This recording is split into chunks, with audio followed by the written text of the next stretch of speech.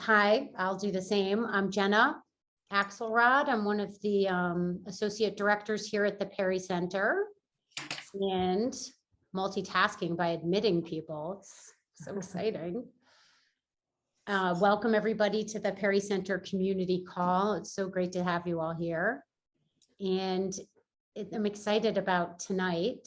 I think you all know that the call is Imagined Problems, Real Opportunities.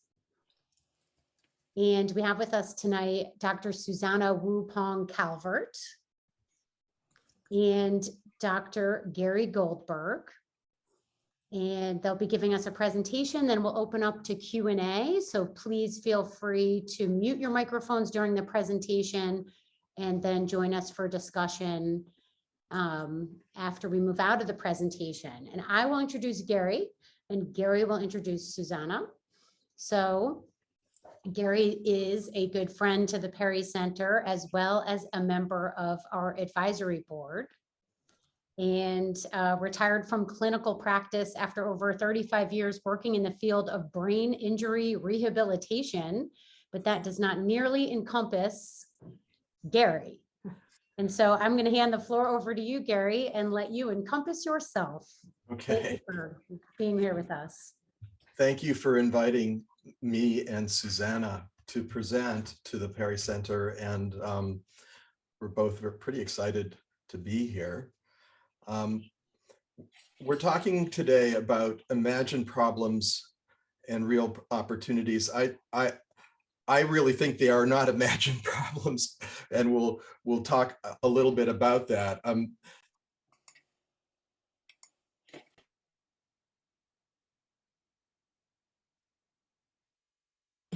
Gary, okay. Gary, I muted you. That was entirely my fault. Okay. I'm so sorry. I'm back online. Okay, let me begin again. So we're going to do this in two parts in tandem. I'm going to set up the problems that we have and give my background explanation for why I think we have these problems. I think we're at a critical time in the history of humanity, in the history of our planet, for very specific reasons. We need to really take a big step backward and think about how we need to change the way that we think about ourselves and about our relationships to each other and to the planet and to all of nature. I'm gonna talk a little bit about that, set that part of it up, and then Susanna will talk following me about an approach that we might consider taking that involves a deep insight and a way of proceeding forward, perhaps with a new type of consciousness, a new approach to our existence on the planet. So can we go to the first slide?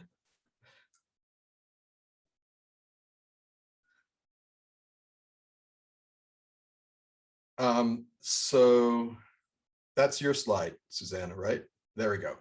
Okay. So here we are. We're playing a game of existential risk with the Reaper, and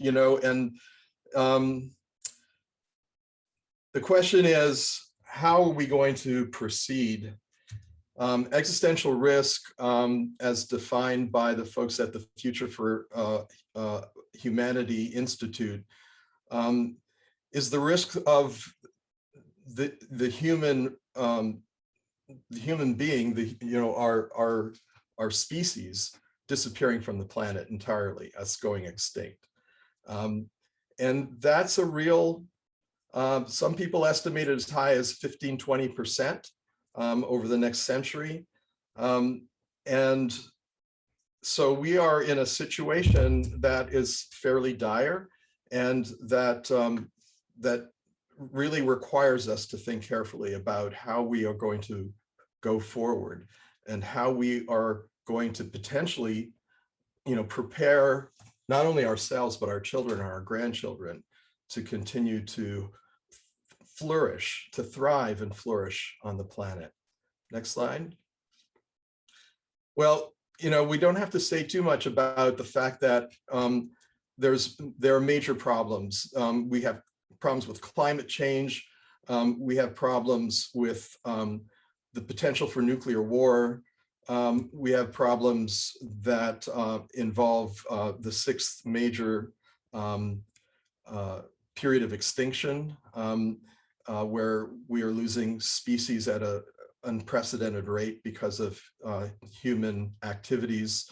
We are living in the midst of the so-called Anthropocene period in the history of the planet, where human beings have basically generated so much in the way of side effects of their activities that we have fundamentally altered the environment in which we exist and the planet upon which we inherently depend for our daily lives. I mean, the oceans are being polluted, filling up with plastic and all kinds of other detritus of human activity. And yet, you know, every second breath we take, as Jackson Browne says in his song Downhill from Everywhere, every second breath we take is oxygen that's released from the ocean.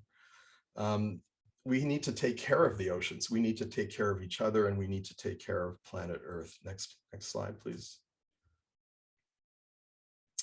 So this is what Arnold Toynbee says: the human race's prospects of survival were considerably better when we were defenseless against tigers than they are today, when we have become defenseless against ourselves.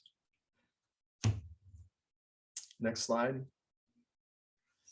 This is a book by Toby Orr called The Precipice. It's a really amazing book that goes through the whole question of existential risk and the future of humanity. And he maintains that we're basically at this point at the precipice. We're at the edge. And the question is, are we going to go over the precipice, or are we going to figure our way beyond the precipice to a new level? And he basically says this, he says, if all goes well, human history is just beginning. Our species could survive for billions of years, enough time to end disease, poverty, and injustice, and to flourish in ways unimaginable today. But this vast future is at risk. With the advent of nuclear weapons, humanity entered a new age where we face existential catastrophes, those from which we could never come back. Since then, these dangers have only multiplied, from climate change to engineered pathogens like COVID-19 and artificial intelligence. If we do not act fast to reach a place of safety, it will soon be too late. Next slide. This is from Thich Nhat Hanh, wonderful Buddhist monk from the Plum Village. You carry Mother Earth within you. She is not outside of you. Mother Earth is not just your environment. In that insight of interbeing, it is possible to have real communication with the earth, which is the highest form of prayer. Next slide. So we have three possible approaches to addressing existential risk, according to philosopher Nick Bostrom, who's the director of the Future of Humanity Institute at Oxford University. We might be able to come up with some technological fixes, but I put a question mark there because I don't think that's the way we're going to get out of this. It may help us temporarily. It may maybe take a little bit of edge off, but we're not, technology and the march of technology is what got us into this mess. And I don't think it's really going to get us all the way out of it. I just agreed to put up solar panels on my roof. I mean, I'm doing what I can personally to reduce my carbon footprint. And we do have things that may come along that may make a difference for us, but we don't have a lot of time for technologies to solve all our problems. So the second possibility is coordination. That is, how do we as a species come together and figure this out globally, which involves getting beyond the limitations of nationalism and fragmentation. And those are, I think, among our greatest challenges. And finally, there's the question of insight. How do we look at our existence? How do we look at our relationship to the planet, our relationship to each other in a different way? How do we understand the nature of consciousness in a different way? And that's what I'm going to just begin to say a few words about before Susanna comes in. Next slide. So what I think is, and this is my opinion, that paradoxically, our civilization is disintegrating because we are basically founded on physicalism, nominalism. We are in this bind between nominalism, which is the dominant philosophy of our whole Western civilization, and I'll detail that, versus realism. What's interesting about this is that this was a key philosophical debate that occurred in the 17th century. The scholastics from the church had actually come up with a way of understanding our reality through the process of essences and signs. And they had a philosophical solution to a crisis that was developing because the church's power was being threatened by the fact that everyone had a copy of the Bible, everyone was beginning to read it, and the church's power was effectively being distributed out. But Descartes came along and said, let's make a philosophical solution here. Let's give the soul to the church, and the natural philosophers will get the body. And we'll just break things up that way and allow the scientists, the natural philosophers, to go to town on the body, viewing it as a physical mechanism and, analyzing it and coming up with all kinds of ways of understanding the body as mechanism and our universe as mechanism. And the church will take care of the soul, and we'll just kind of divide it down the middle. I think we're at the point where that's not working for us anymore.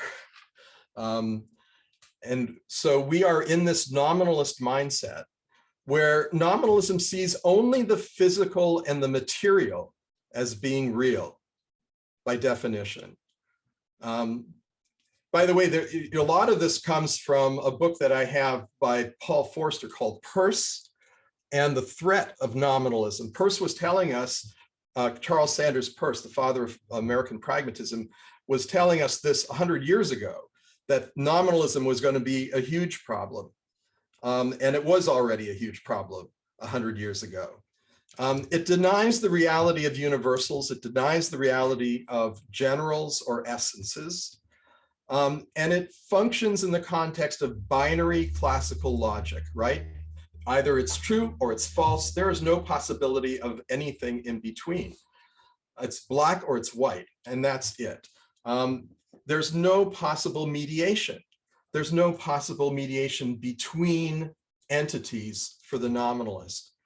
For the nominalist, believing is seeing, and reality is comprised of only material things that move around in a space-time container.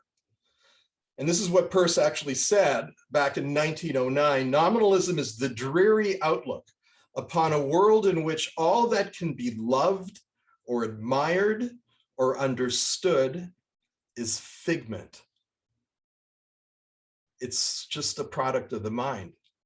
It's just made up, all those things. All that is real, is material, is physical. Next slide. It ultimately leads to skeptical nihilism. Nietzsche recognized this, and so did Schopenhauer.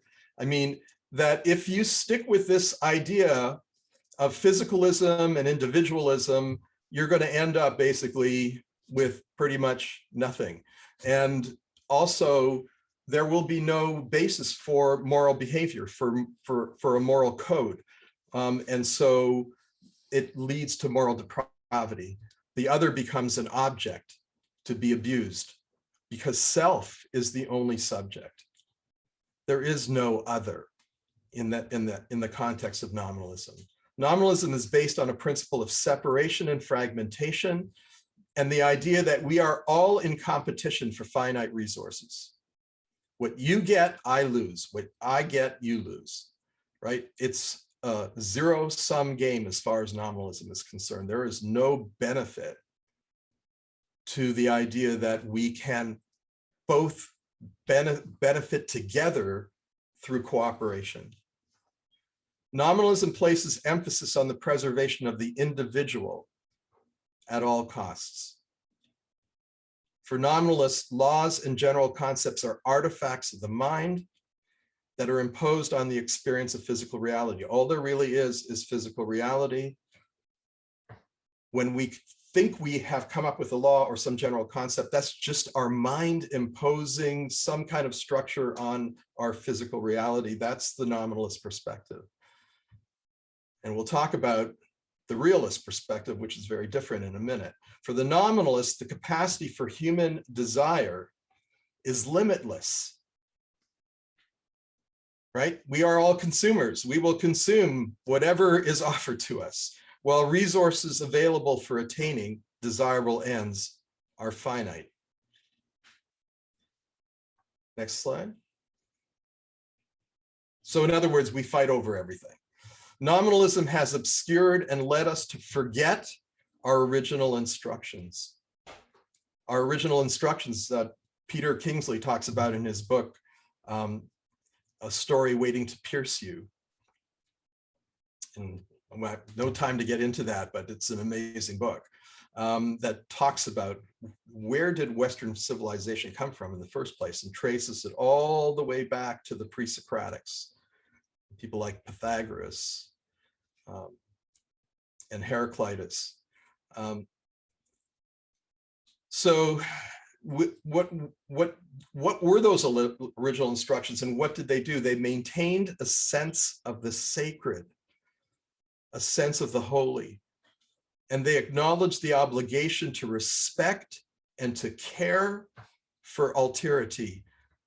By that I mean all that is other than self, all that we are in relationship to, including planet Earth, Mother Earth. Next slide. So what is realism? Realism that the scholastics were trying to tell us about back in the 17th century. Well, it is the realm of the invisible relational. The relational that is between us, that we can't see, that is not sensible, that is, it is not available to sensation. It is inferred. And in nominalism, the relation is felt to be a product of mind, a imposition of mind on the physical actuality, when in fact in realism the relational is what is real. The physical world is in fact, from the realist perspective, a projected abstraction that is constructed by thought. And the idea is that the physical is not reality, it is manifest actuality. It is the surface that we see with our senses, but underlying that surface is a relational reality.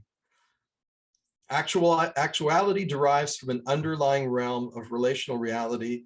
And I mean, this is very much compatible with what Ruth Kastner just told us about this past Saturday, that it is a matrix of potentiality for actualization. In Boehm's description, reality is the implicate order. The underlying relational reality is the implicate order. Actuality, that is that bit of iceberg above the surface of the ocean that we can see, that's the explicate order.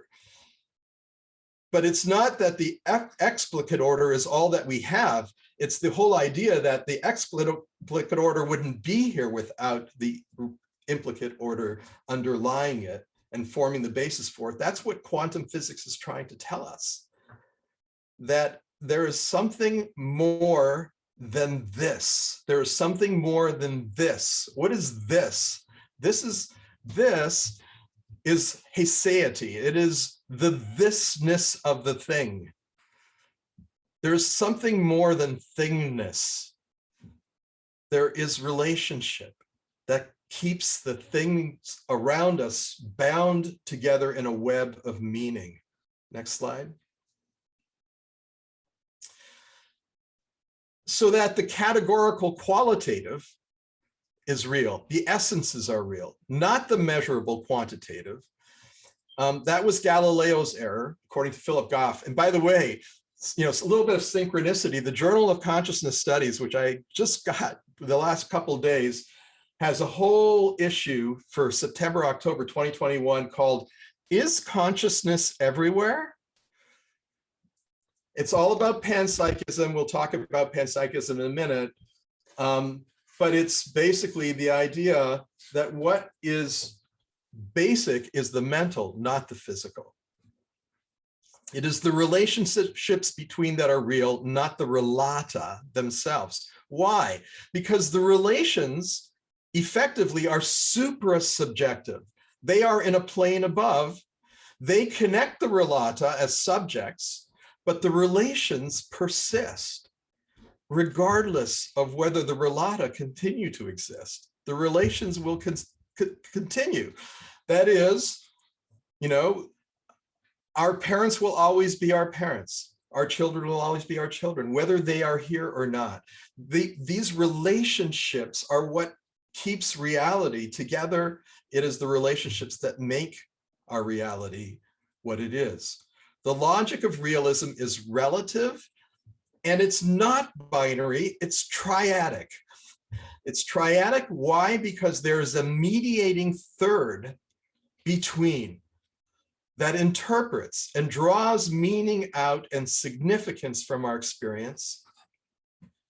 And this is from the science of semiotics and the process of semiosis, which is the process of signification, which is how we gain meaning from our experience. This is what the scholastics were trying to tell us about. And there was actually a book that came out in 1632 by a Portuguese Dominican friar by the name of John Poisson, called the Tractatus de Signis, a tractate on signs, in 1632, same century as Descartes published his work on I think, therefore I am. So this is not new information necessarily. It's been here, the idea that reality is relational and is conveyed through signification, and that signs have capability. Signs produce actions without physical cause.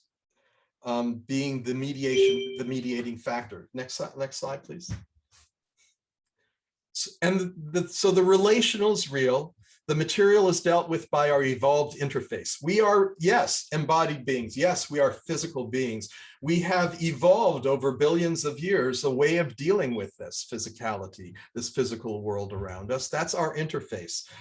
That is our, I would like to call it our actuality instrument panel, our actuality instrument panel, sort of like the pilot has when there's complete fog and there's zero visibility. He flies on his instrument panel. I mean, that's useful. I mean, I'm not saying that we don't need it. We need it, but we are mistaking it for our reality. We are saying that that's all there is this physical world that we detect with our senses. When we look at it from this perspective, the idea then is that everything is conscious. Everything is relational. Consciousness is a relational process.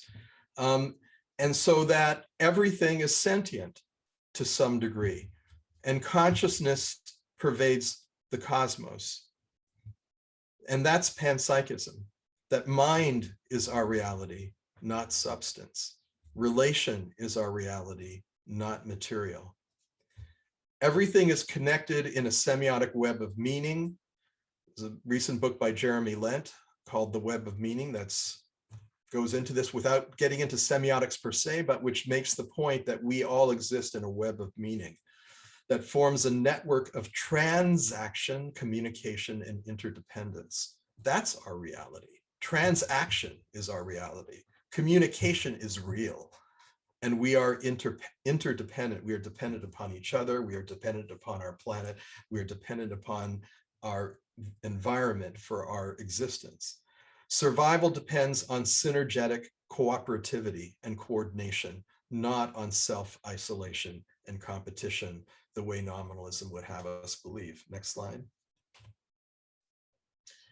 These truths are inherent in the esoteric mystical faith traditions of the world. You look at Sufism, you look at Buddhism, you look at Kabbalah, they all are telling a similar story. They are also consistent with relativity and with quantum mechanics, I would maintain. And I think this is part of what David Bohm was trying to tell us by saying it's not quantum mechanics, it's quantum organics. It's the quantum science of organism. An organism is relational, fundamentally. Organism is mind.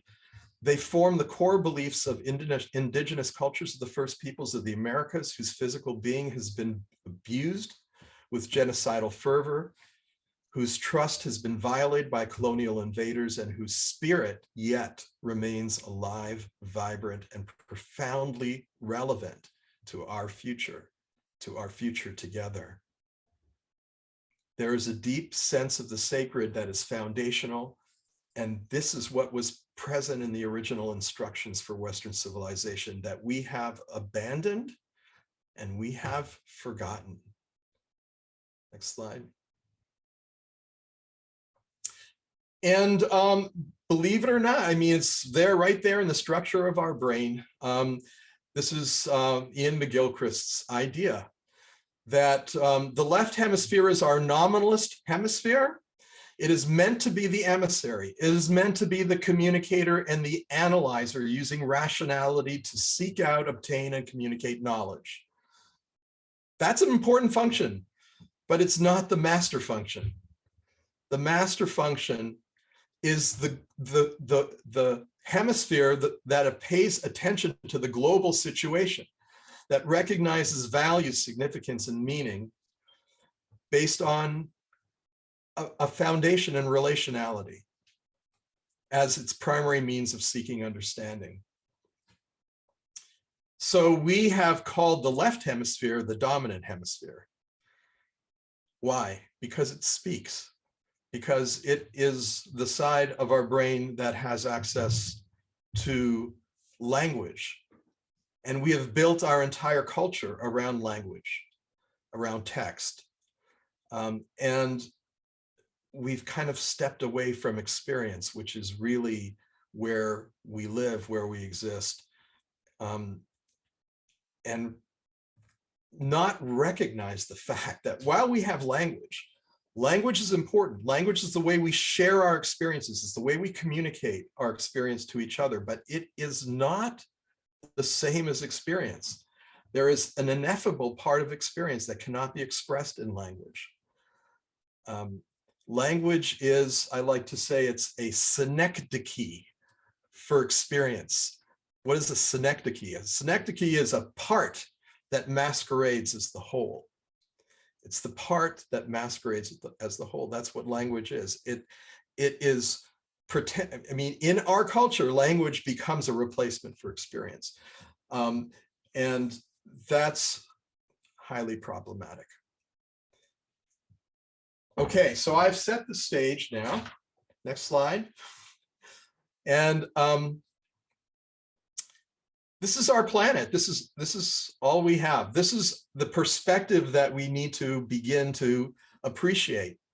You know, when in Jean Gebser's book, The Ever-Present Origin, he talks about how the perspective that developed in the 15th and 16th century was one of going up onto the mountain and looking down on the surrounding valley and getting the sense that there is spatial perspective here. So there's that kind of viewpoint that kind of led to this development of what he calls the perspectival, the mental stage of cognition, the mental structure of cognition. And what he says now is important is that we realize that we need to go beyond that. We need to go to an integral structure of consciousness where we regain balance, we regain a relationship between the relational and the material that is functioning for us and not against us. Okay, so let me introduce Susanna Susanna Wu-Pong Calvert, who is a 26-year veteran, actually not 26 years old, but she's a 26-year veteran of higher education, and who has a bachelor's degree in pharmacy from the University of Texas, a master's of applied positive psychology, University of Pennsylvania, and a PhD in pharmacy and pharmaceutical chemistry. So she has mixed a lot of different things. She's also trained as a life coach. She's an amazing person. She, in 2018, founded the Foundation for Family and Community Healing, which focuses on creating vibrant connections, relationships between individuals and their families, communities, and with Earth available to us to promote well-being for all its inhabitants. So without further ado, let me turn it over to Susanna. Thank you. Thank you.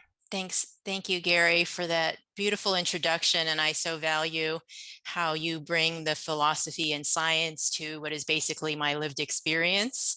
And so here's the part of the talk where we talk about the nitty-gritty, like those are beautiful ideas of what does it mean in our daily lived lives and how does it pertain to the problems that we face. So I'm going to be telling you a lot of my personal story in this because it was just a journey that I took unintentionally, just finding my way in life.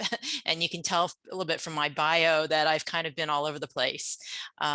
So Gary gave you what the old Susanna would have used to describe herself. You know, it's basically my vitae, my vita, and, you know, my credentials, here are my schools. And, you know, as the daughter of 2 Chinese immigrants who are up here, you know, it was the culture that I lived in and the life that I designed for myself. And when I got tenure and my 2.2 kids, though, this little 0.2 didn't come along until about a year ago. You know, I thought that I had checked off everything on my to-do list to bring me happiness, but it wasn't to be, because actually I discovered that when I got tenure and everything I ever dreamed of, it was like the worst thing that ever happened to me, because I realized that my life I was living for somebody else. And so that launched me on a search for meaning. And in so doing, I started to experiment around, and when I decided to go back to school to get my degree in applied positive psychology, because I discovered I had a passion for doing leadership and career development, professional and personal development, I studied the hero's journey as a way to understand what brought me to this. Like, why did my life crash? And then how come this work that I'm doing feels so joyful? And I realized that, you know, I had stumbled upon my calling, I want to say by accident, but it really wasn't an accident. And I I embraced this idea of the hero's journey, which was proposed by Joseph Campbell in his book, A Hero with a Thousand Faces. And you probably, this group probably knows who Joseph Campbell is, but I will briefly explain it anyway. Joseph Campbell was a comparative mythologist who studied the legends, lores, fables, tales, and religions across time and culture. And he was looking for common themes and elements. And the most pervasive, prominent theme that emerged, he called the hero's journey. Now, there's been revisions of this pertaining to a more feminized experience called the heroine's journey. I think structurally they're pretty similar, and I happen to be more familiar with the hero's journey, so I will refer to that. But we are all familiar with the hero's journey, even if we are not necessarily familiar with Campbell's work. And the hero's journey is communicated to us through our beloved tales, like excuse me, The Wizard of Oz, Star Wars, Harry Potter, The Lord of the Rings. So these have the elements of a hero's journey, which essentially the hero or the heroine or the shiro, whatever you want to call it. I'll just use shiro to encompass, whatever gender the protagonist might be. The shiro leaves his or her familiar territory to embark on an adventure greater than herself, and sets out into the unknown. And oftentimes there is an antagonist, a bad guy or gal or circumstance that he or she feels she must surmount and conquer. But eventually the shiro realizes that the journey is really one that is internal, and that she has to go inside to transform in order to surmount and prevail against the challenge. So if you think about it this way, shiro is like this, the challenge is like this. So we have to grow and become bigger in order to surmount the challenge. And when he or she does that, then on the other side is available the reward, resurrection, and return. Shiro returns home triumphant, bearing the gift, which Campbell describes as the lost wisdom of our generation. And so Gary described the knowledge of the indigenous people. And it seems to me that our current opportunity and challenge is for us to remember the original instructions and what our ancestors and indigenous people have not forgotten. So this is one of the challenges of our day. But going back to my own story, what I've also discovered is that we are constantly being invited to journey.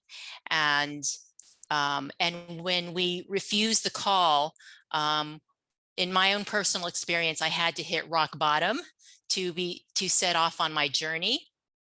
That was that terrible moment. I got everything I wanted.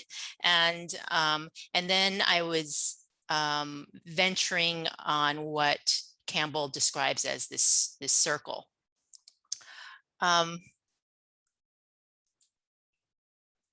So I eventually found my place doing this professional development work that I loved so much, and I felt so alive and joyful doing.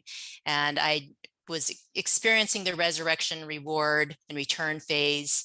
And it is just so beautiful, and there's nothing like it. Campbell describes this phase as if doors are flying open, you're receiving supernatural help, and my words, you're flying on the wings of destiny. And I just felt I was living my destiny by doing this work. I ended up at the University of Georgia in my dream job, now with my second husband, just living what I felt to be my authentic purpose and my fullest life. So I'd made it around back to the ordinary world, and this was my ordinary world. But as it turns out, it was not to last, because just about a year and a half into it, I was coming back from the funeral of my eldest sister when we learned about Christopher's stage 4 cancer. And so I knew in that moment that my life as I knew it was over.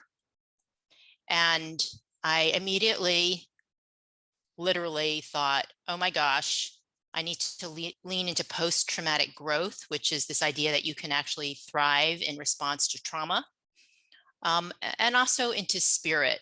And I'd spent most of my life as an atheist.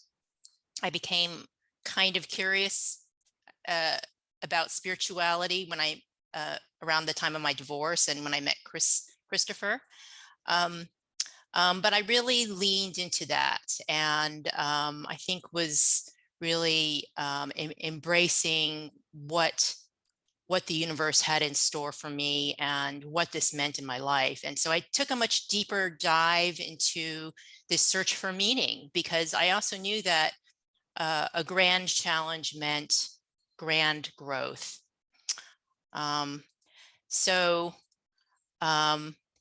This was devastating and also a magical time,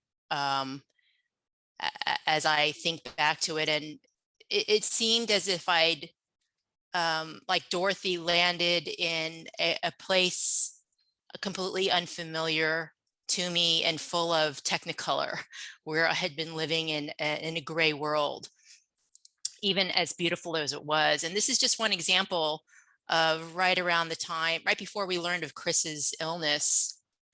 He used to draw my bath for me every night. And when he became too ill to do that, this is what I started to notice when I drew my bath, that every night a spiral would appear in the bubbles. And this happened night after night, week after week, month after month. It changed in shape, and sometimes I would get a double spiral. And just things like this were happening magically, what felt like in a magical way around me, and this enchanting invitation amidst what was really just the worst time of my life. Oops. So at some point, I decided to, since I was diving into my spiritual journey, and I had been exploring the spirit realm and the divine and my connection to it, and I completely, you know, what Gary says about a conscious universe is completely my lived experience. And at one point, I by some great coincidence, met a woman in this program I was taking. There were 50 people around the world, and we were put into little learning trios. And one of the people in my trio happened to be in this little town in Athens, Georgia, I was in. And so she said that she was going to take a class on how to channel, connect to our spirit guides. And like, oh, I'm doing that. So in a heartbeat, I learned how to communicate with my guides. And at one point while I was caring for Chris, I prayed to spirit to show me how to live my life to the greatest possible impact for my soul's, through my soul's purpose. And right around the time he passed away, I received an invitation to embark on this journey. And it essentially had me quitting my dream job and moving back to Richmond, Virginia, where I'd spent most of my academic career and adult life, and starting up the Foundation for Family and Community Healing.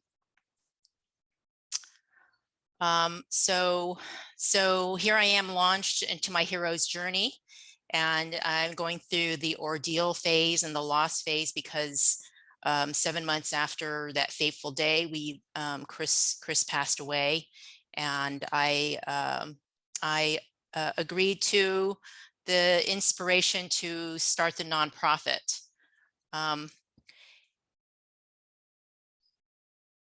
the hero's journey is often drawn as this sort of a circle with these discrete phases, but in my experience, they very much overlap. And one of the parts that is the most challenging, Campbell calls the innermost cave. And he likens it to the story of Jonah in the belly of the whale. And the more modern example that I like to think of is from the Star Wars movie, where Han Solo, Luke, and Leia are in this room filled with trash, and there's no way out. And just when they think it couldn't get any worse, you may remember that the walls and the ceiling start to come in, and the pressure goes up. And this is, to me, a very apt metaphor for the innermost cave. And when we're in that place where it feels like the walls are coming in and it's hopeless, then I think that is a sure sign that we are on a hero's journey. And so we always have a choice in this place, whether we succumb or become impaired in response to our trauma and our challenges, or we can choose to take the path of the hero and venture inward and transform. And in my experience, the cave is the place where we make that decision and where we do that transformation. It's really a cocoon. It's our place of metamorphosis and transformation. And the more that we embrace the process of the learning and growth that the cave is inviting us, that our journeys are inviting us, the more efficiently and effectively we can transition to the rewards, resurrection, and return phase. The more we fight it and are in denial about it, the more we get angry and depressed. Might as well just set up camp, because that's where we're going to be. Even though I knew about this coming into this trauma from my less devastating one, still the cave took me about 1.5 years to move through, but I think it would have been so much longer and more painful had I not embraced the lessons of the cave. Campbell also talks about tests, enemies, and allies. And again, the journey is really just our school, our learning process. And I feel that the tests and enemies and the ordeals are really just part of our learning process. And they are our teachers. Because if I am feeling challenged by a quote unquote enemy or a test, then I need to become bigger.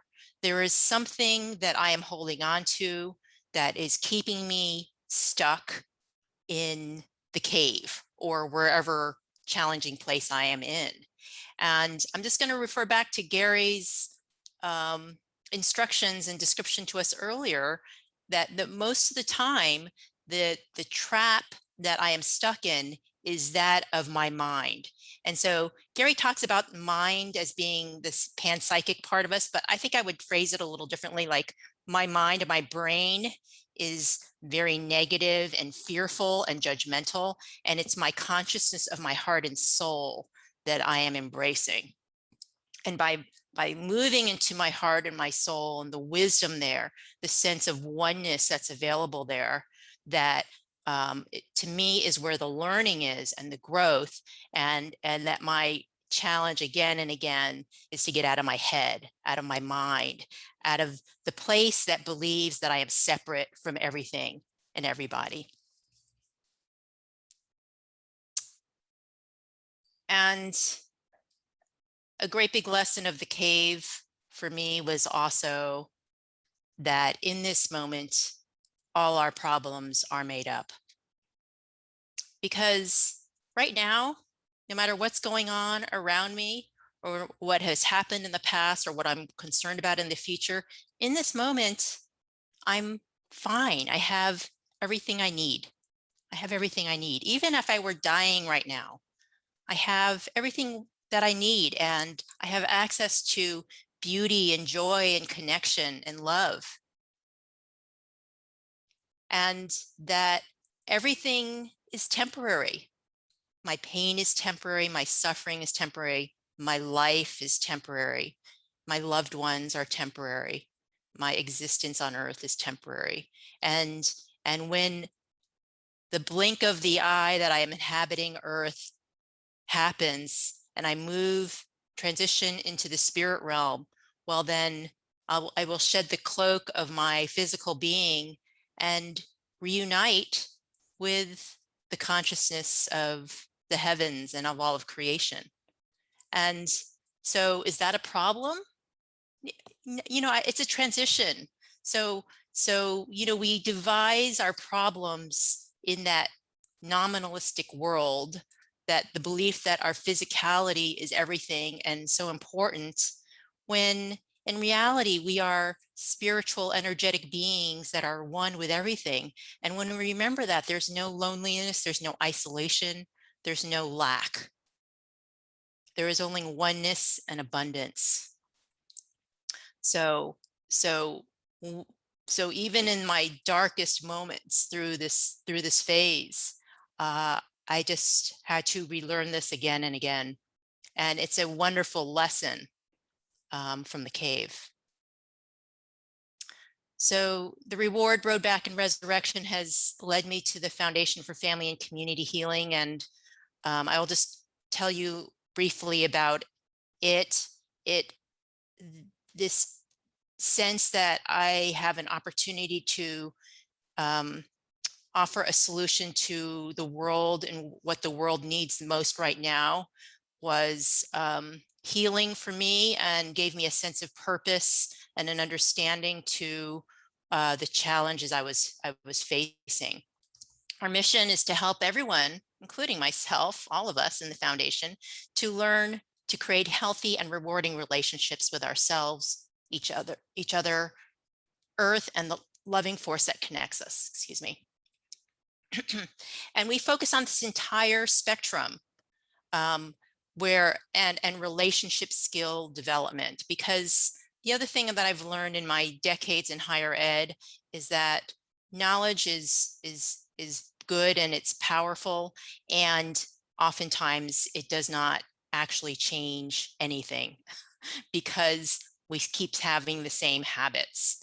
And so at the foundation, we are focusing on skill development and offering it in an online module format that is available to everybody. And we're offering it on a sliding scale tuition so that it can be affordable by everybody, to everyone, regardless of their ability to pay. So if they don't have a dime, they can participate for free, because we feel these are the skills that help us to be successful members of humanity and of Earth, and not just our schools and workplaces. So we're focusing on the gaps that our schools and workplaces are leaving behind.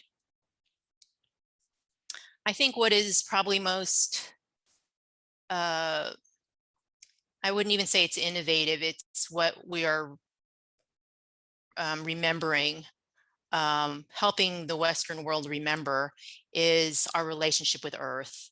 And as I was sitting on the porch of my Florida room in my house in Georgia, caring for Chris, I had this epiphany that Earth has always been there for me, even while I was inside on my computer or television, in air conditioning, and in my vehicle, ignoring her. So she was always there for me, and the stream and the forest and the deer was there to accompany me and listen to me and to help me heal through all of this. And I realized, oh my gosh, this relationship well-being is just as important for us and Earth as it is with ourselves and each other. And so we are really here also to remind everybody that we, whether we realize it or not, we are in relationship with Earth, and it's a reciprocal, it should be a reciprocal loving relationship, even though it's very one-way and parasitic right now. And we are inviting everybody to remember to be in a relationship with Earth as if she is a loved one who is ailing. And people say, well, what does that mean? And I just say, well, just imagine if you were, your most cherished loved one was sick, what would you do? You know, we would put our phones away, we'd go see them immediately, we would spend time with them, we would notice how they're doing, we would offer help if we noticed something needed to be done, we would express our gratitude and appreciation and love for him or her. We would pray or meditate for their healing and well-being. We would celebrate them, we would entertain them, we would have fond memories and reminisce, and we would invite our other loved ones to participate. So this is something that is very natural to us. We don't need a book when we know that there is a loved one who needs us. We just know what to do. And the same thing is true with Earth, that we all know what to do if we would only remember and awaken that she wants us to return to relationship with her, regardless of how neglectful we have been. And there is so much healing for us both available should we do that. And to me, this is the climate change solution that we are missing. And I'm not saying that we should do this instead of, but that we do this in addition to the current strategies, because first of all, why would we want to leave a possible solution on the table if it could help? And especially this one, which could do no harm to Earth, and environmental psychology shows us that it is good for us. Secondly, it is good for us. This will help with our own eco-anxiety and any other stress we're feeling. And thirdly, it's an inclusive solution. It doesn't matter what side of the aisle you're on. We all love different parts of Earth at least. We all have a love of Earth, and it is something that we can unite around. So this graphic is available on our webpage, healingedu.org. So where we are now, we've just launched our first series of modules in the spring, and I'm learning about things like market research, et cetera. And so we're looking for people learners who are interested in participating, both individuals and organizational level and group level people. We're looking for others who have content that would be relevant, that want to put it out to the larger audience, partners who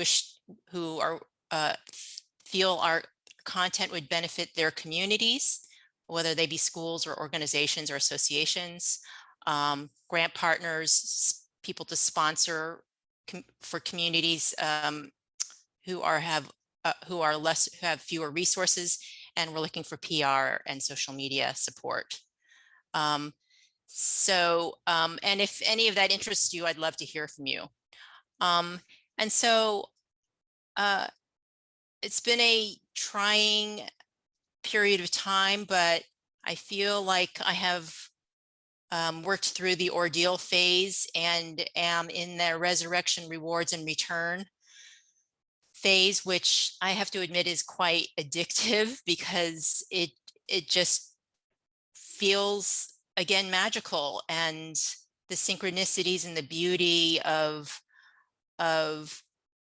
the opportunities and the people I meet, and the wonderful work that is going on out there, and the possibility is really so uplifting. And I'm only here because of in this beautiful program because of it. So I'm going to quickly go through frames for personal action. It's sort of just summarizing what I told you, because I don't feel like my situation is unique. And in fact, I think this is the invitation for all of us, because not only for our individual lives, but as a collective. And it can also be done on a micro scale, like some of the ways that I talked about, the way we are in relationship with Earth. That can be done moments at a time on our own. It doesn't require that we lobby or give money. and also how we care for each other.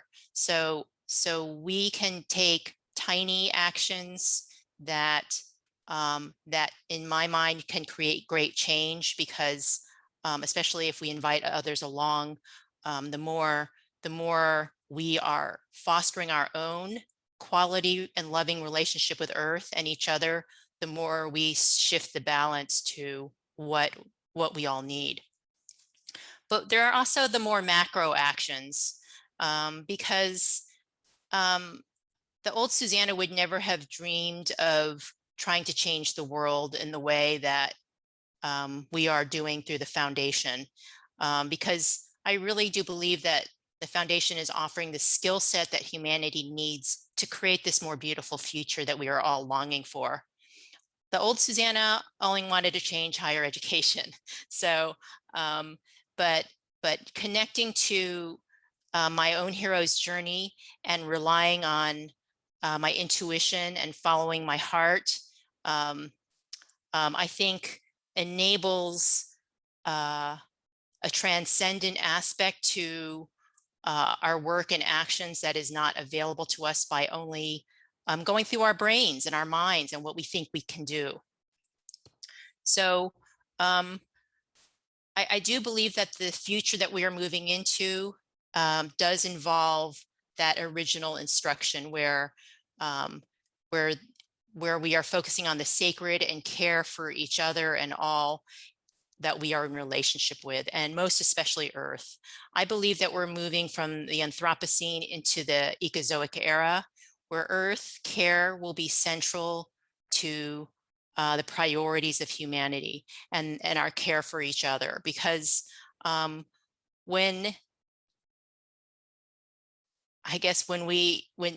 and when things get much worse, which they may well be, it may well be that we're going to have our own rock bottom moment as a collective, and we are going to have to make a choice. And that choice will be, we either change our ways and we learn our lesson and we survive, and we become bigger and we rise to meet the challenge, or we don't. And I happen to have faith in humanity that we are going to figure it out and make the right choice. So the hero's journey frame for action, I just want to talk about a couple sort of some practices for how to be a good traveler through the journey. And this idea that the challenges in our lives are inviting us to fulfill our destiny. So life is not supposed to be easy. We are supposed to be learning and growing. And by embracing our challenges, we can become our biggest self. And I feel that call is always there for us.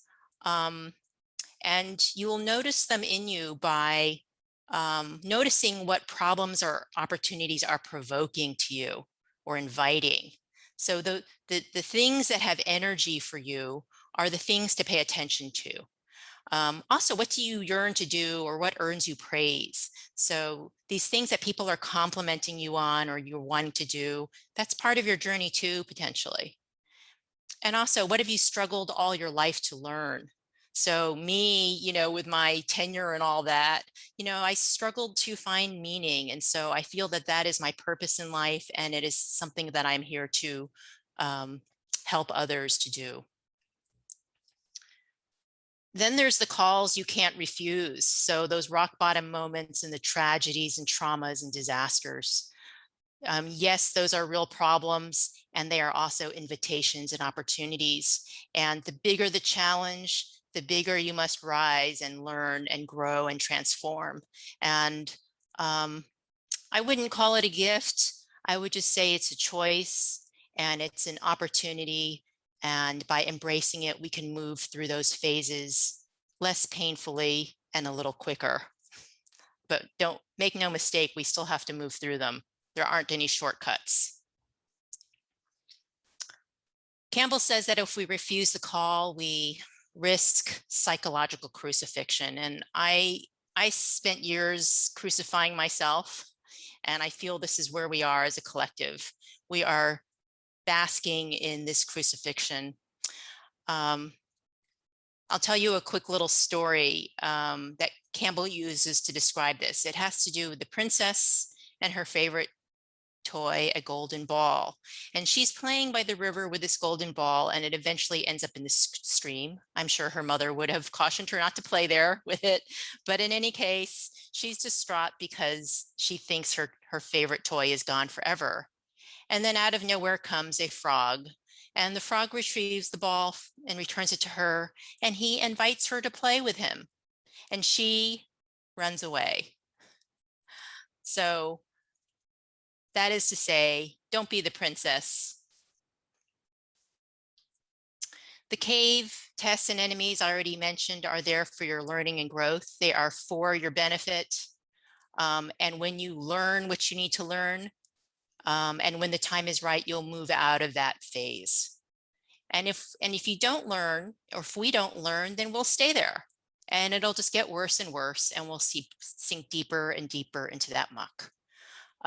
Again, the lessons are beautiful, and to me, they involve mostly getting out of my head and into my heart and soul. Campbell has a famous quote called "Follow your bliss." What that means is following that positive energy, the beautiful synchronicities, the excitement, the pleasure, the joy, your passion, the things that make you feel alive, the excitement, the success, your curiosities, and to basically listen to your heart and soul, because I feel our minds, our brains are what got us into this mess, and our hearts and our souls are what is going to get us out. And, you know, frankly, I wouldn't have said this a few years ago, but we're at the point where we need a miracle. And the only way we're going to get a miracle is by putting our hearts and souls into it, because we're not going to devise a miracle with our brain, but it's going to come from our collective passions and wishes and hopes for a better future, and to become our best and highest selves, individually and collectively. Our path is a winding one, and I think this picture well depicts how tortuous it can be. Like, you think you're heading east, and then, oh gosh, you're doing a hairpin turn. And that's how it feels all the time. And so, but I feel the universe and spirit just puts out breadcrumbs for us to follow. But we have to, again, get out of our heads, because we could be sitting here planning this eastward journey with great avidity and miss that we had a hairpin turn and we're off the cliff. And so we have to be very present. We need to keep the big picture in mind. You know, what's our greater purpose? Take small steps, embrace the evolution of the process rather than controlling it and its outcome. Because what I've learned is that when you let your destiny unfold in front of you, you end up somewhere so much more beautiful and spectacular than you can ever imagine. You follow that joy, and when you feel stuck, just sit in the cave and reevaluate and connect with your heart and soul to find your way out. I am referring to this as flow leadership, and the leader is not always the one out front, but taking that balanced approach between the right and left brain, the feminine and the masculine, the dark and the light, the yin and the yang. And so the yang ethic has built our civilization, and one of the mantras is work hard. And I just feel it should be balanced with the yin, which says to work soft, in my view, that we balance controlling with trusting, directing with collaborating, thinking with feeling and intuition. We balance making it happen with allowing it to emerge and evolve, and that we balance metrics with purpose and relationship-driven focus, and that we co-create as well as assign. And that as we are moving through the hero's journey, that we use wisdom to find the right balance. My life with Christopher and the work I'm doing now just shows me that life can be better than anything you can ever imagine. So just let it unfold. And I think I'm a pretty smart person, and, you know, I've planned to the best of them, and I've planned myself right into a miserable life. Um, and by trusting and following those breadcrumbs, uh, the spectacular and the beautiful and the transcendent becomes available to us, even during these times. So I just like to make a friendly amendment to the Campbell philosophy about it being a circle with a beginning and an end, because when the hero or the shiro comes back transformed, he or she is actually a discrete distance above that circle in the ordinary world. And then we get invited to go around again and again. So really, in my mind, it is a spiral. And we are invited to spiral up and become bigger and bigger till eventually we become the person we are meant to be. And we do that, we fulfill our soul's purpose on earth, and we create heaven on earth for ourselves and potentially for the collective, because what if we all did that? What if we all did that? What if we consider not only our own hero's journey, but our collective journeys, where we are journeying together as well, and that humanity itself is being invited to become its biggest and best self, to fulfill the purpose by which our species is even on Earth for. And yes, we're probably experiencing our own rock bottom moment, either here in the call or in the cave. But by embracing the learning and growth that it is, the challenges are inviting us into, we can more less painfully and more quickly move through to the reward phase. So I invite you to join us on the Foundation for Family and Community Healing through our webpage, our modules, our social media. I also, again, by some beautiful stroke of fate, have my own radio show that streams on Facebook and YouTube, and also on their website. And if you happen to live in Richmond, at 93.9 FM. And my final words is that I invite and wish you all a continuation or initiation of your own hero's journey, small and large, and I hope that you will embrace the call like I have and take the leap with me and us to your destiny. So thank you for listening, and I know we have still quite a bit of time for discussion and maybe a quick bio break. Thank you so much. Thank you. You see, the chat is also actively thanking you. Thank you. Would everyone like to take 5 minutes, and we'll come back together at 7:20? Does that seem right? Well, 7:20 here, but. Oh, sorry. I'm sorry. Yeah. 5 minutes from now, wherever you are. I really hope you come back. So We'll be here. Thank you. Thank you so much. So we'll see you in 5, everybody.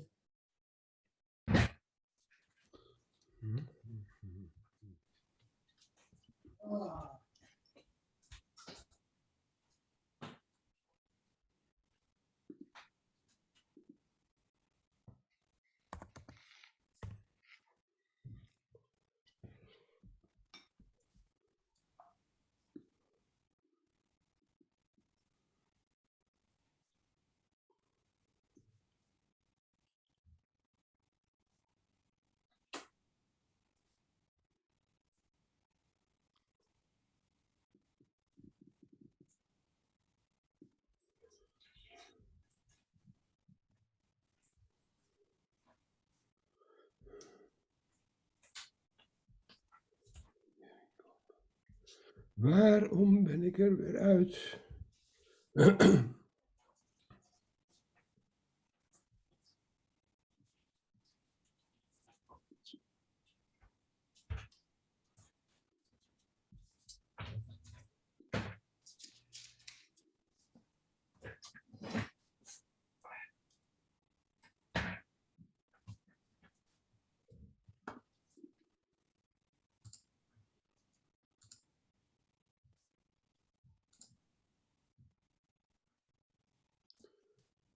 Ecosfeers.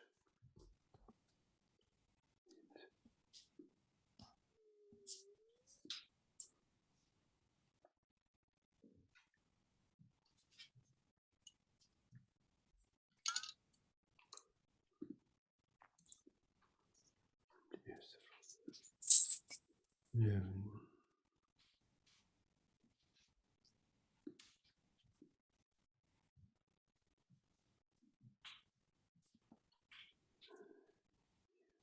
6.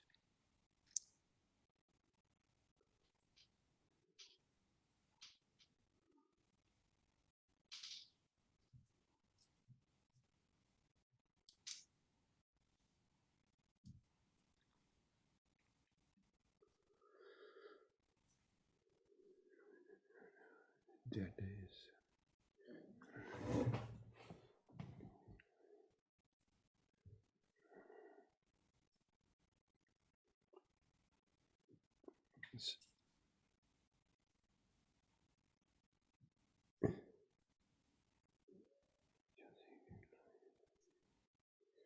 'Dus je moet een derde keer spelen.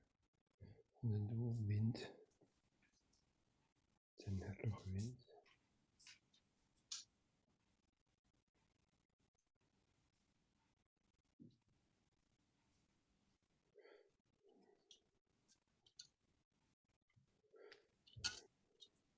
Heel verwarrend.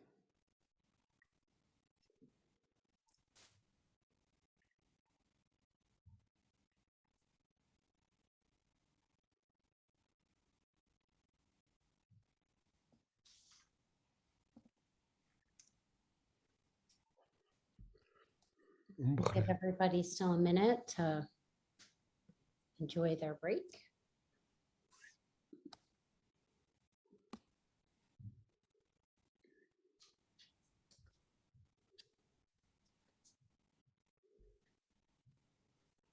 Maybe if Susanna turns off there, we can open it up. Oh, yeah. Do you want to pull down the screen share so we can see the people asking questions? Great. There we go. So I'm still going to wait. Oh, there we go. Now we're at the 5-minute mark. So I just wanted to thank you both. Gary, the densely packed data, love the discussion of nominalism, and Susanna, the hero's journey, so near and dear to my heart, and that you made it so personal. You sort of made a film in a PowerPoint. It was really beautiful. Thank you. So everybody feel free to raise your hand physically or through the Zoom mechanism. And I will keep my eyes out with Eleanor's help as to who's looking to further the discussion. Gary, did you want to comment before we move to the larger group on Susanna's presentation? Or I'm always blown away when Susanna speaks. So, you know, by the spiral is really, it's just caught my imagination. It's sort of like Jacob's ladder, you know, going up. It's not a linear ladder. It's one that goes steadily around, but you know, it's not a circle. It moves along a trajectory. I just find that concept and that way of envisioning our path in life as being very informative and inspiring. Thank you. I feel the same way. when you feel like you're back in the same storyline you've been in before, it's nice to remember that you're a spiral from where you once were. It's comforting. And I think fair. I'm just looking at the chat. There are so many moments of expressed inspiration. If anybody wants me to read something they have to say, they're welcome to chat it to me if they don't want to speak out loud to the group. I just wanted to say also that, you know, I've just had a little interaction with Ruth Kastner in the Sutra that I'm really, you know, I'm enheartened by it, right? I mean, there's some deep insights that come out of Ruth's work that I think, you know, appeal to me personally, but I think, you know, have something to say about this idea of the relational reality being the realm of possibility. That's basically her quantum interpretation, is that there is a realm of possibility that underlies our realm of actuality, and that the whole issue is how possibility actualizes into our lives. And that we are all in the process of self-actualization in that sense, that is achieving our potential through the choices that we make.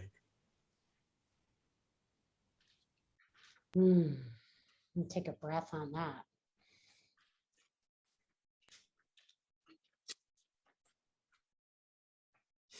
Yeah. As I'm working on the film Absurdity of Certainty, I'm really deeply enmeshed in the hero's journey and Joseph Campbell. So it was, we have the film dissected and we're pointing it at the different aspects of the journey to make sure we're hitting the marks. You did that so elegantly. It was really powerful. Lloyd, did you want to come in on something? Yes, I just wanted to offer my appreciation for what Gary and Susanna have shared today. And their two offerings dance so beautifully together. I really appreciated them. And Gary, I particularly appreciated your bringing in the indigenous wisdom, that when you're from your first slides, when you were looking at the possible solutions of technology, cooperation, and insight, the first response I had is, no, we don't need insight. Everything we already have in the original instructions. Oh, maybe what we need, Lloyd, is memory. I think you're right there. Yeah, rememory. Rememory, bringing it all back to where we began. You know, not that we throw the baby out with the bathwater. I'm not saying that we haven't learned important things in the last 350 years using physical science as our approach, but I think we've come to the end of that. You know, I mean, we've reached the point of no return as far as that approach is concerned, and we need to move forward. Yeah. And let's see, two other points I'd like to touch on. One is that,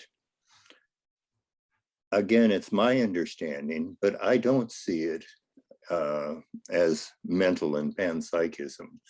And again, my understanding of what Bohm was inviting us to explore is that it's awareness and experiencing the energy of the cosmos. And for me, panpsychism doesn't describe that. So I'll just put that out there. And the other one that didn't come up, one of my favorite authors has written a marvelous book called Rebalancing the World. And she looks at the values of pre-agricultural people, which start with wholeness, and compares them with the values of post-civilization, or from the beginning of civilization people. And in these sorts of discussions we're having, I think too infrequently does the question of values. And I think what we're seeing in the world today is a very logical unfolding of the values that civilization has brought us.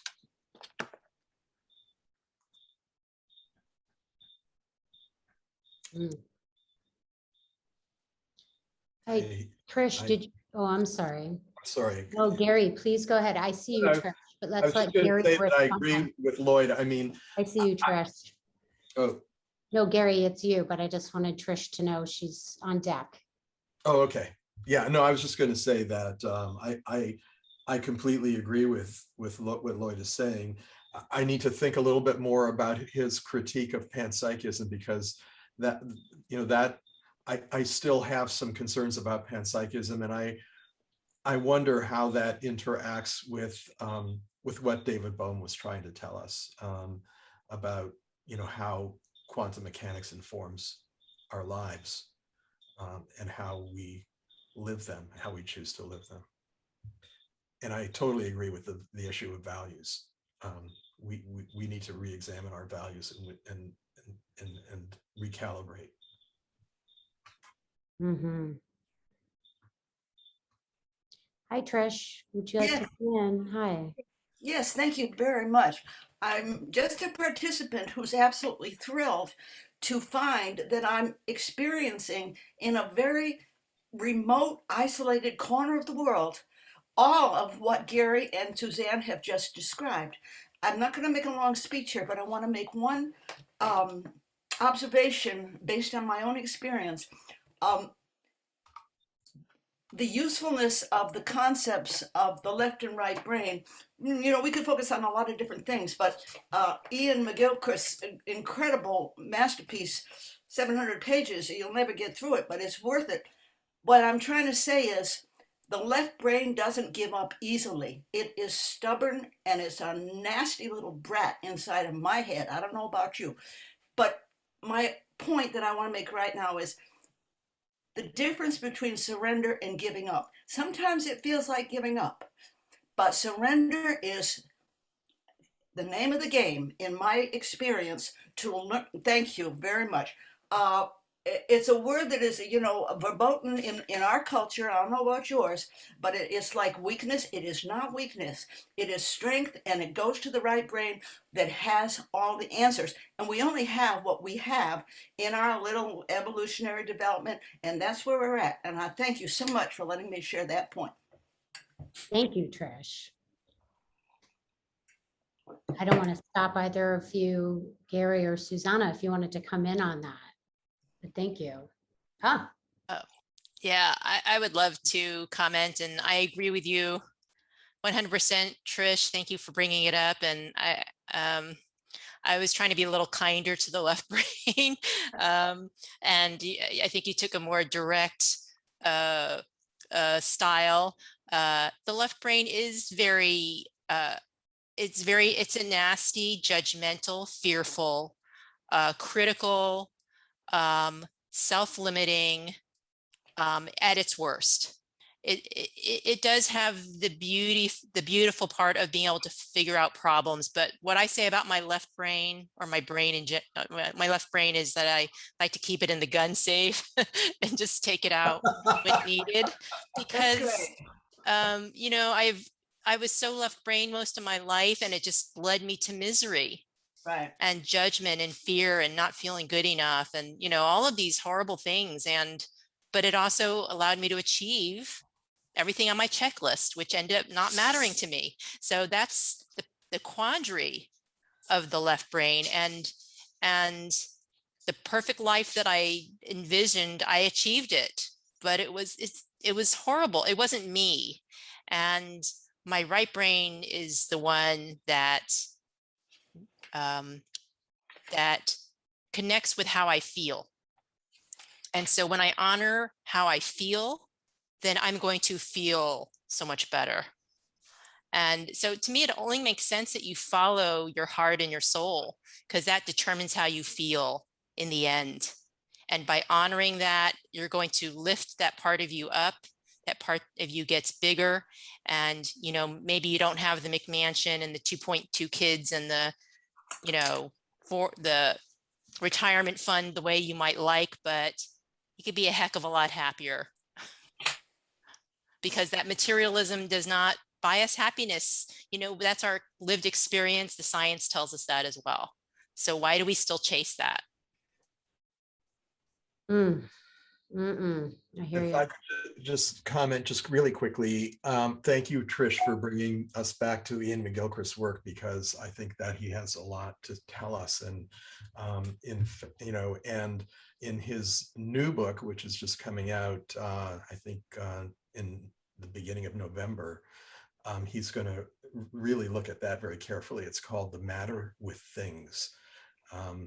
And basically how our left brain has created all these delusions, about how we live in the world, and that, we need things.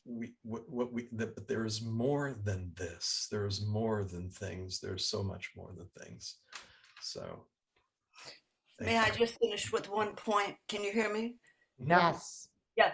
I like the fact that Susanna brings out the positive and the strengths of the left brain, because it just occurred to me that recently, and I've been in a terrible crisis, I also lost my cherished loved one.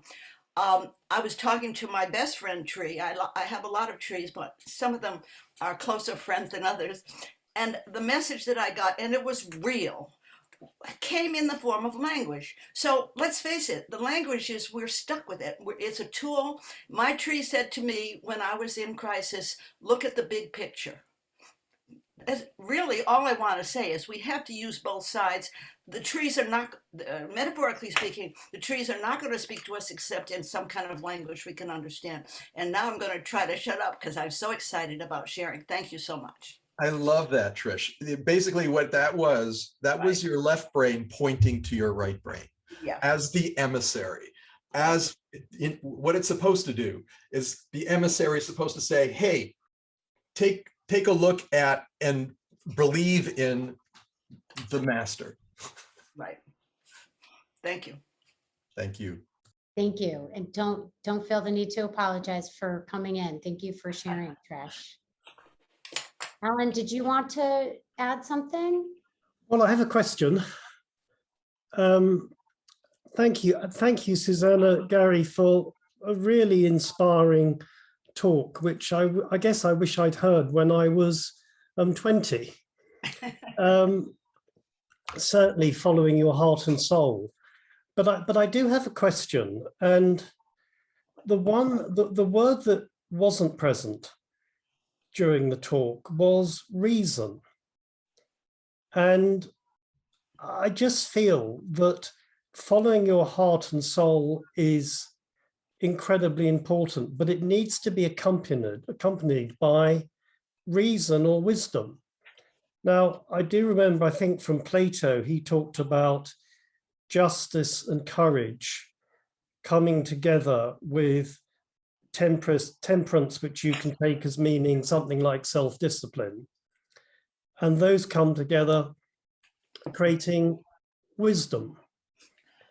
And in terms of reason, I once heard, I think, a definition of reason as reason being the ability to discriminate between truth and untruth.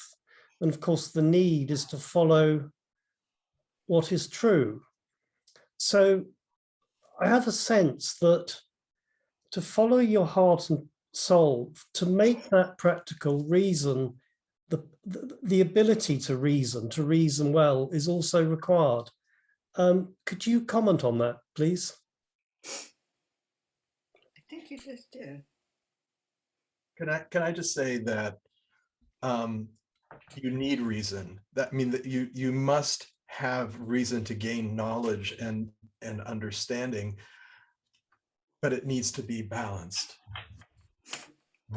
I mean, that's what we need to seek out, is the balance between reason and compassion, because reason can lead you down a road where nothing matters but reason.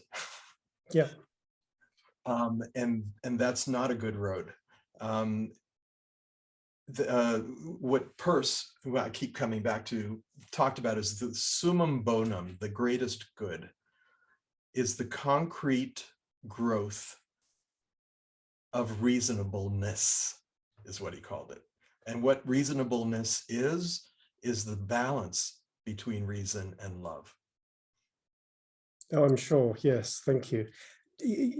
Just on that, that's why I like this description of reason effectively being the ability to discriminate between truth and untruth, because you mentioned, I think, compassion. And I think you find in Shakespeare's sort of great speech that justice and mercy are actually the same. And that again, you know, shows reason operating as it should, as opposed to it being colored, totally dominated by personal desire and so forth. The quality of mercy is not strained. Is that the speech we should reference? Yeah. That's the one. Okay, good. Got it. I think you both, oh, sorry. I think you both have done a beautiful job, I think, talking through this. I think I'll just say the same thing in a different way. What I know about our psychology is that our thought processes, the way we think through things, our ability to understand and decipher and make meaning out of our world and complexity is very limited. We are fraught with cognitive bias and errors. We only notice certain things. Our nasty left brains will rationalize and anything. And you know, you can build an argument for anything. You really can. And especially if you put in misinformation that you may not even know is wrong. And then even if we were to absorb all of the things on the internet about a single issue, there is always the unknown. And then there's the subjective about our values again. What is most important here? Is safety more important? Is money more important? Is jobs? Is quality of life? Is earth? Is somebody's feelings?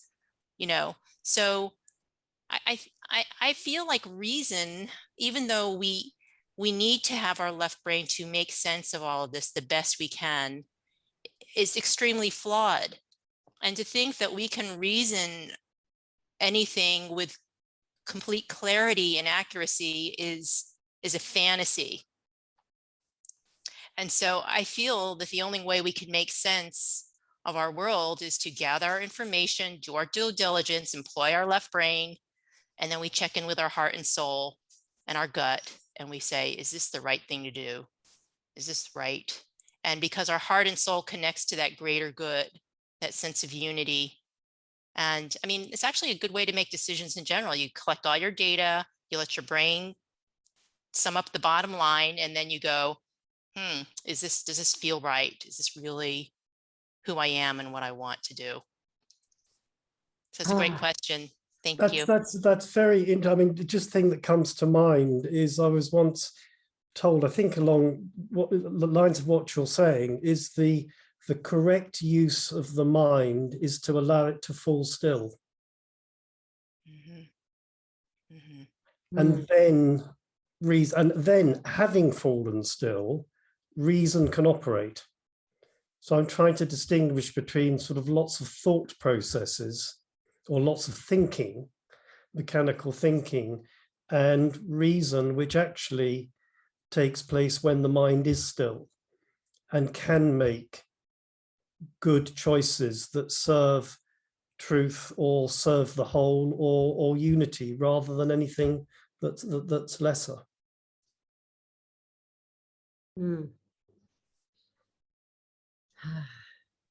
I see you, Manfred. Would you like to come in?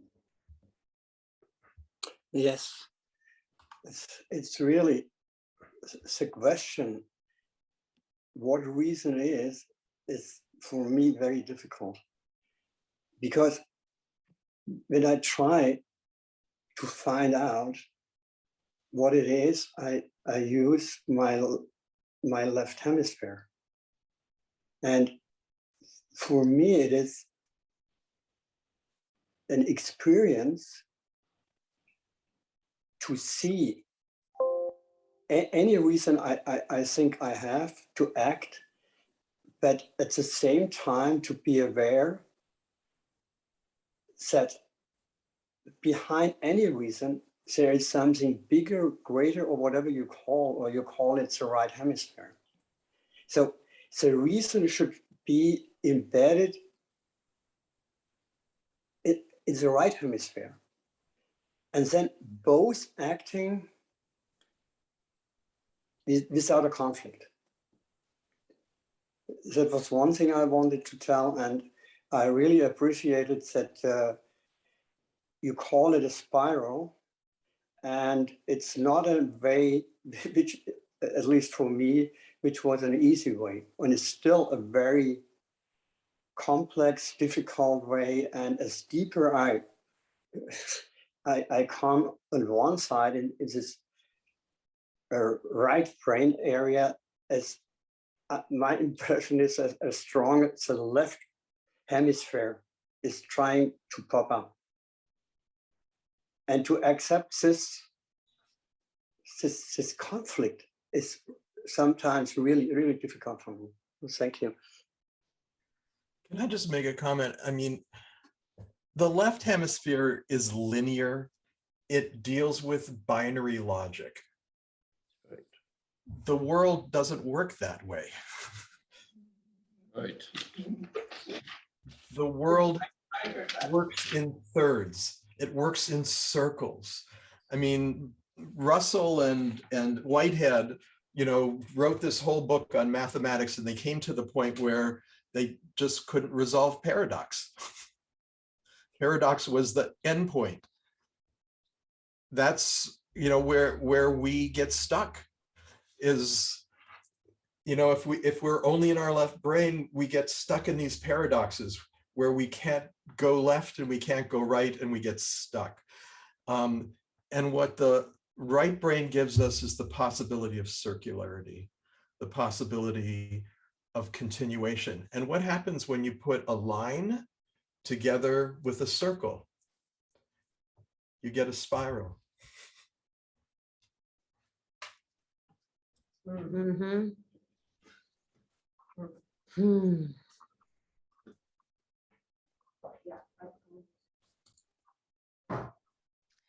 Richard, would you like to come in? I'm sorry. Yeah. Yeah, just I have a few comments, but I'll just stay with one. I find it interesting we're talking and focusing on the left brain and the right brain at the physical level, when we've said, or in the presentation, that the physical is not the reality. So what's behind that? What's the essence that we're talking about? Is it ego or something else? Is something else manifesting the left and right brain, and how do we go behind that? And we are talking behind that. We're talking about ego concepts and things like this. Second thing, I loved I came across a metaphor, I think it was from Lazarus, channeled from Jacques Purcell some years ago, and it relates to the ego or the negative ego.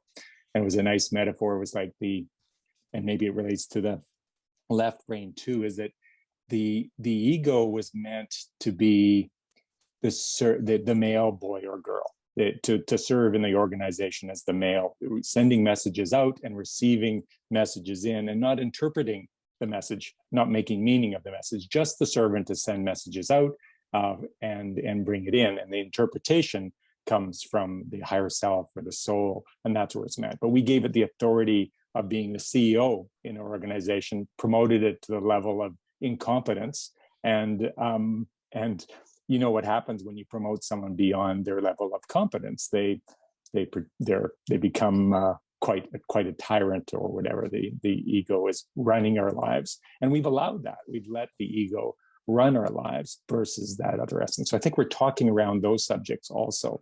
But I just find it again interesting that we're talking about the physical again, and it does make sense. We are in this physical world in the left brain and right brain, but I guess the question is the essence, what's the essence that creates the left and right brain? And I love the conversation about the balance. It's not what right or wrong, one or the other. We need both.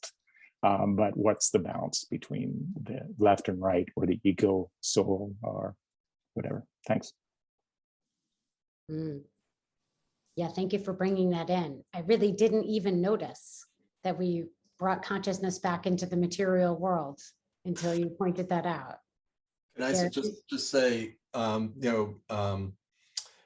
as a brain-oriented person who used brain science, in my work most of my life, I used to think that the brain produced behavior, right? I mean, that's the materialist story, is that, it's all these neurons hooked up in a certain way that are going to produce, the behavior that you see.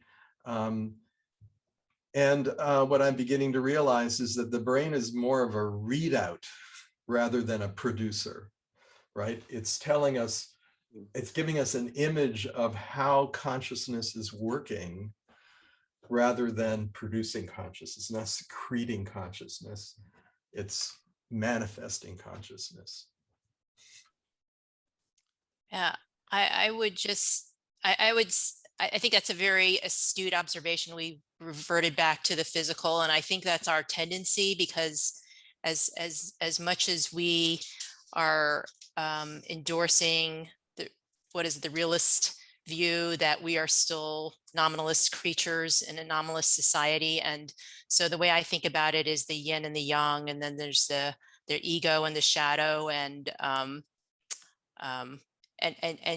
they're both important and integrated, and we should honor them both and find that balance and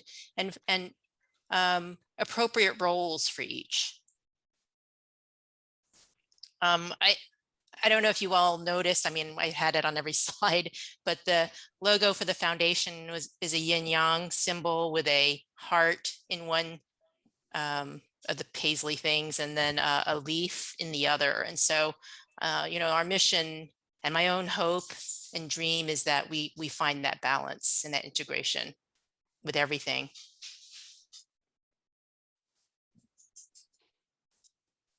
It's interesting that in the indigenous prophecy, this is a time that calls for feminine wisdom. It's clear that what is in need is yin. We've got plenty of yang, but we need to appreciate the role and the importance of yin and not be afraid of it. I mean, I think that's, the concern of the old ethic was that the yin was a source of irrationality and danger, evil, whatever you want to call it. But the shadow is also, when we deal with it directly, take responsibility for it and work with it, is the source of life. It's the source of our potential, and what we can become. So it's a double-edged sword in that sense. Lloyd, did you want to add to that? Yeah, I just want to comment again, that book that I referred to that I enjoy so much. The author makes the argument that the values of pre-agricultural people were not genderized. They were universal values for those people. And it was only with the arising of civilization that those became feminine values as a way of delegitimizing them and removing meaning from women and from the feminine. And so again, going back to original instructions, that was just who we were as people, those values. And as she pointed out, for over 98% of the time that we have lived as human beings, that those values were what shaped our psyche, what shaped our cultures. And yet we've so bought into those of the values and the ideals of civilization that we have separated out the masculine and the feminine. Mm-hmm. Interesting point of view. Sharon, would you like to add to that? Yes, I really want to thank you, Lloyd, for that offering, because as we've been in the discussion about the feminine and the masculine, I was finding myself reacting, that my sense of myself and having myself be associated with a certain category of traits that are identified as feminine feels quite incomplete, shall I say, that it doesn't describe me. So I think that the idea, and I think that that is also part of this whole thing that we're struggling with, which is the issue of fragmentation, separation of things, you know, the separation of beings, the separation of parts of ourselves, right? And what Lloyd, you just talked about is the fundamental integration of ourselves, and ourselves in everything else that we're a part of. Of course, I know you're into that too. And of course, that's the message that Gary and Susanna are sharing here. But I felt myself kind of at a quite a visceral level reacting to that. You know, what does it mean to be female, right? Wrong, right? It means all of the above. It means everything, right? So that's the thing that sort of, you know, moved me to speak. I did have another thing that I wanted to ask Susanna and Gary about, and anybody else who has wants to comment. So I participate in a lot of groups, and one of the groups in which I participate talks mostly about the political landscape. It's a progressive group of people, and this is a group of people who tend to focus on the apocalyptic vision, right? And to stay stuck in the apocalyptic vision. So the possibility of any hope, the possibility of things turning out in any other way, you know, the fact that there may be infinite possibilities, and we're in a position to make some choices and changes that can have an impact on the possibility. That just doesn't seem real to this group of people, or to many of the people in this group. They're basically convinced that the apocalypse is coming, right? And they like to talk about it. They like to talk about it again and again, right? And it seems to, the sense that I get is that they feel somehow that that's doing something, right? That the action that they need to take is to talk about how terrible it's going to be. And, you know, I mean, that's the only good motive, I guess, that I could prescribe to. To me, it seems a sort of like an unhealthy place to spend one's time.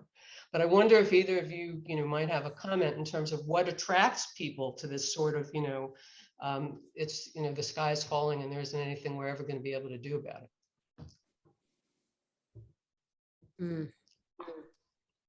Well, I'm not sure I could speak to, you know, why that's attractive. I think we have tendencies to take an optimistic or a pessimistic view, and optimism and pessimism are choices. And we should be really clear about that. And the research also shows that optimism, people who tend to be optimistic tend to be more successful and less prone to depression and anxiety. And so we are not going to solve problems as well with a pessimistic point of view. We also tend to go into black and white thinking, polarity thinking. It's easier that way. It's easier to think that there's only two ways to view something. And then you can just choose. But, you know, and folks were talking about circles and lines, but I also think that so much of our life is on a spectrum. And the apocalypse is a possibility, and total healing and unification is also a possibility. And the reality is probably not at the extremes. I mean, statistically speaking, it's just not going to happen that way, right? Things happen on a normal curve, and, you know, being plus or minus 2 standard deviations from the mean is the most likely place that you actually are going to have, you know, reality. So Daniel Kahneman talks about this as, you know, the cognitive biases and errors that we all the traps that we tend to fall into, because life is complicated. And so we have to take a lot of shortcuts, which is very natural, but to believe that our mental shortcuts are the absolute truth prevents us from making better decisions. Not that we can necessarily understand everything and know what to do with any certainty. We've already talked about that, but rather to have our conclusions be working hypotheses that we are continually reevaluating. That's where we will make the best decisions. You know, I hate to just point to the media, but I'm going to point to the media to say, you know, they make money off of doom and gloom. And so they feed this. And I think they're doing it to the peril of our mental health and our ability to find solutions.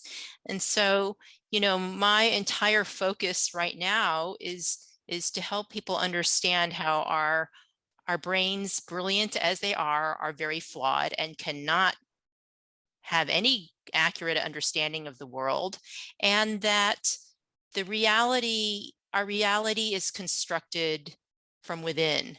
And so we can perceive a reality of beauty and opportunity and learning and growth, and feel into our connection with everybody and everything, and foster and nurture those connections and grow them and heal them. And we can operate from that place of optimism that, well, we're going to hit rock bottom and then we're going to spring out with all kinds of beauty and love. Or we could just throw up our hands. And, you know, everybody has their choice. And I'm not here to tell anybody what to do or not do. I'm just here to say, this is how I see it. This is the path I'm walking. This path is really beautiful, despite the craziness out there and the suffering and the pain. And come walk with me. Like, if we get a critical mass, we can change the energy and the trajectory together, and we can all be better off as well, including especially Earth. I mean, Amen. we are built Stop. to want certainty. We don't deal well with uncertainty. And so if it gives us a sense of completion, that we're so certain that things are going to go bad, that, you know, we'll just go there, then we don't, you know, it's an escape from, you know, dealing with a sense of uncertainty and the discomfort that uncertainty brings with it. But our right hemisphere was built for this, right? I mean, it was built to deal with uncertainty and to deal with vagueness, that we don't know for sure how this is going to turn out, that we don't know exactly how this is going to be. That's where faith comes into the picture, actually. Right. Yeah. Yeah. I think also there's a piece about identity that gives them a very strong sense of identity. Here I am, you know, I'm the you know, prophet of doom, or what. I'm sure they wouldn't call themselves that, but you know that, and so again, it's absolutely clear, it's defined, no questions. Yeah. Thank you. This has been enriching and just really inspiring, all of you. I just so appreciate it. I see we're at the top of the hour, so I hate to call the meeting to a close, but it is our time. This has been beautiful. I thank you all for being here. Thank you, Susanna. Thank you, Gary. And it'll take about 3 days usually before the recording is sent out, but people in the chat were wondering if they'd be able to review the discussion. So thank you all for participating, and maybe I'll see you this weekend at the final 2 panels for multiple universes. Jenna, thank you for this beautiful space you've created for all of us and the invitation. It's been a joy to be with you. I second that motion. We're honored to have you, really, and all of you.